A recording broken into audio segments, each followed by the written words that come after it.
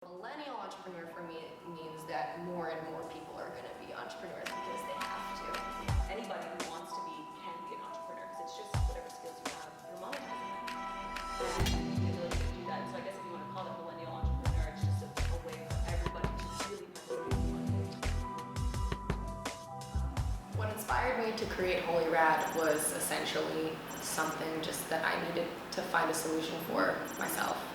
I had always dreamed of becoming a photographer since I was a kid. Since the first day my dad gave me his film camera from when he was a kid. I think I was 10 years old. I've just been straight tracked to go to study in high school and then college and what I wanted. And then when I graduated college, there was also the same pressure of the reality of becoming an adult, which is take care of yourself financially. And in America, that also means healthcare and retirement funds and all that other stuff, because the government doesn't really take care of that for you here. So once I finally took that leap of faith and was you know what, I'm not going to get any younger. It's not going to get any easier for me to take a bet on myself. I'm just going to do this. And it wasn't too hard of a transition at first, because I had been freelancing as a photographer in college for the last 4 years. So I had clients who hired me for event recaps and party photos and all those things. I had enough to kind of make ends meet, until you realize you don't, because when I would get hired, let's say, have a client and give me a $2,000 budget, and you're $2,000 when you're 22, that's crazy money to me, right? It still is. But you got to pay for a lighting assistant, you got to pay for equipment, and then the biggest ticket item on that list is you've got to pay for space. And since I was no longer at university, I didn't have a free place to shoot, which is how I used to shoot when I was in college. I would bring my clients to school. I pulled out this old assignment that I'd had from senior year for this elective called Business of Art, and just wrap your head around that. Business of Art is an elective at the university I went to. Definitely hope that they change their minds and make that a requirement, because it was the only class I had any professor ever teach me or ask me the question of how do you create an invoice? And I was invoice, dude? I don't know, I just get a check from my client at the end of the day. What do you mean invoice? Or how do you copyright things? Or I was wow, I'm about to graduate and all this stuff feels it's really important. Dusted off the old project from a couple of months ago and was you know what? This wasn't such a bad idea. Let me see if I can actually find a space that I'd be able to rent out to other folks, because space is always needed in New York. And once I get that paid, then I'm just walking away with a free studio space. And I just hit the pavement and went to look at as many spaces as possible. And I was very fortunate to find a new renovated location. It was a corner storefront unit in Bushwick. And I got them to take it off the market for a couple of months while we negotiated, and I took great photos of the space and just put it up on Craigslist. And I was dude, if I can get enough inquiries on this space that can justify me signing a lease agreement, then I'm gonna take all of my life savings and I'm just gonna pay upfront rent for the next few months and just hope that I can figure it out. And a couple of days of the photos on Craigslist, I was getting inquiries every day, and not for just $100 here, $100 there. I mean, people were willing to spend up to $1,000 a day for a good location, and I had one. So, or in theory, right, for those 6 months I was testing it out. In terms of my role of creating this system and creating this space, or understanding the needs of my community, I think that could not have come from somebody that was already successful, because if you're already successful, you're kind of blind to some of these struggles, right?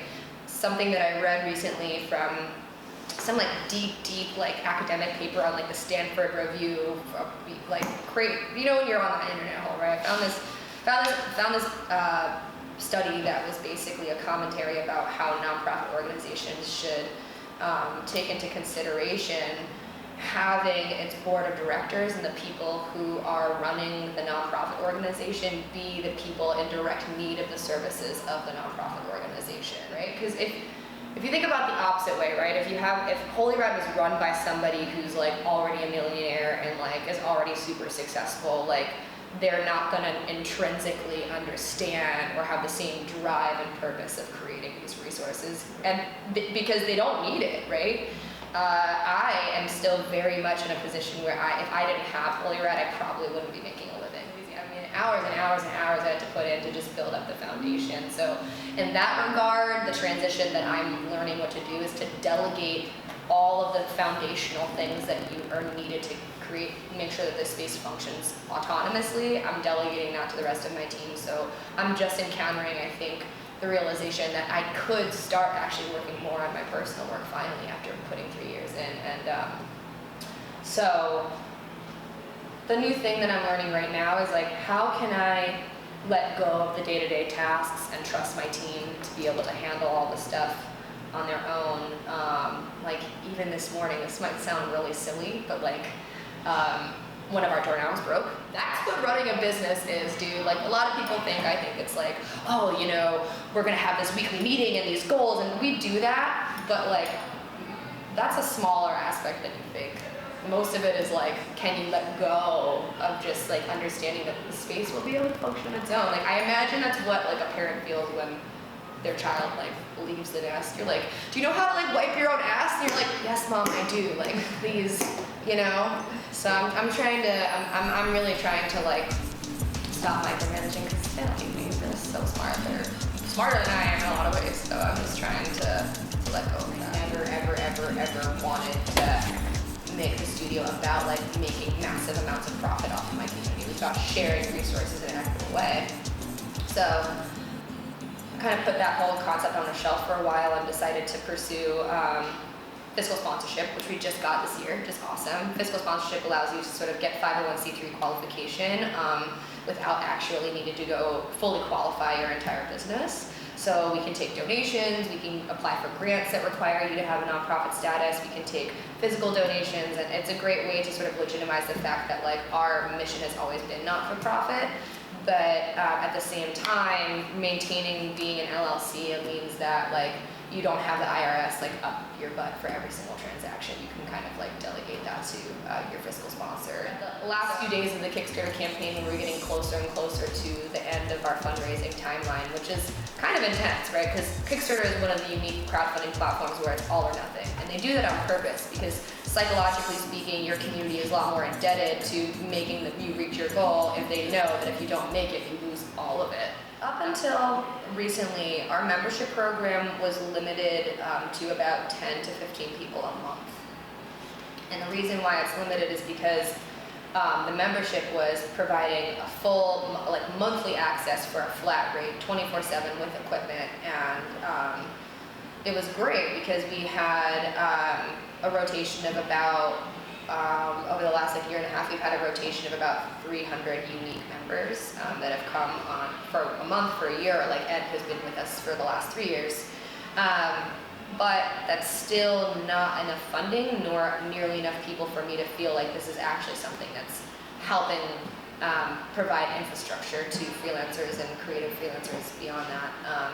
We transitioned from that membership model to a yearly membership model that's going to be like a lot more affordable. Okay, you only pay like $300 a year, or you just pay month to month for $30. That instantly gives you all of these resources like discounts with our partners, which is like Kid Split and CSI, and music licensing with Epidemic Sound, and free casting with Backstage, and like partnerships with Posture and platforms, and so that for $30 a month in and of itself, I think, is an incredible value, because getting affordable access to those types of resources online, whether you're in New York or you're in LA or you're in Chicago, like that's valuable, right?